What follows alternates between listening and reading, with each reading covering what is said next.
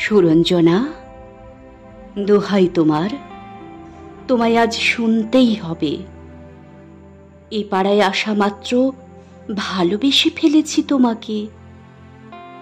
শুধু তোমাদের গলিতে ওই ব্যান্ড মাস্টার না কে থাকে, সে কেন তোমার বাবার কাছে অত যায়?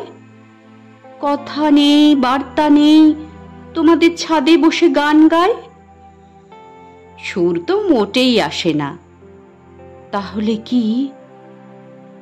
বিশ্বাস করো, এইসব ৭-৫ ভেবে স্বপ্নেও কথা বলি, আবোল তাবোল বকি।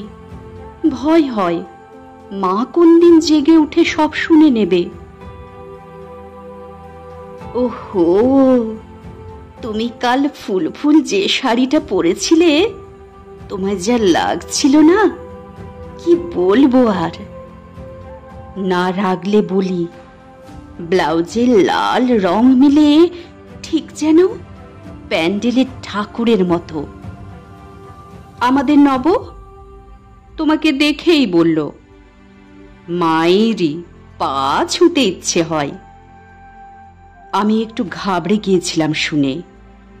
তার উপর ভয়, ও আমার মুখ চোখ দেখে কিছু ধরতে না পারে।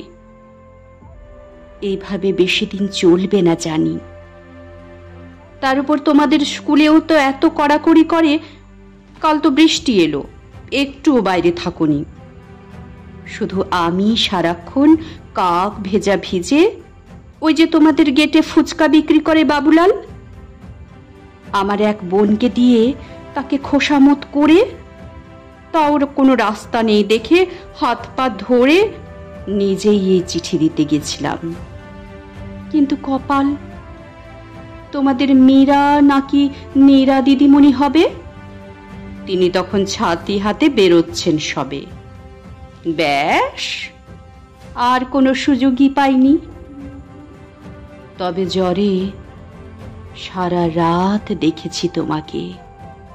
চিঠি পড়ে তোমার কি ফুলের মতন হাসি, তোমার ওই ফুল ছাপ শাড়ি থেকে তুলে রাশি রাশি দোপাটির ফুল হাত ভরে দিয়েছ আমাকে। সুরঞ্জনা, দোহাই তোমার, খুলে বলো, আমার মাথার দিব্যি, তোমায় আজ বলতেই হবে। কখনো বোঝনি তুমি? ভালোবেসে ফেলেছি তোমাকে।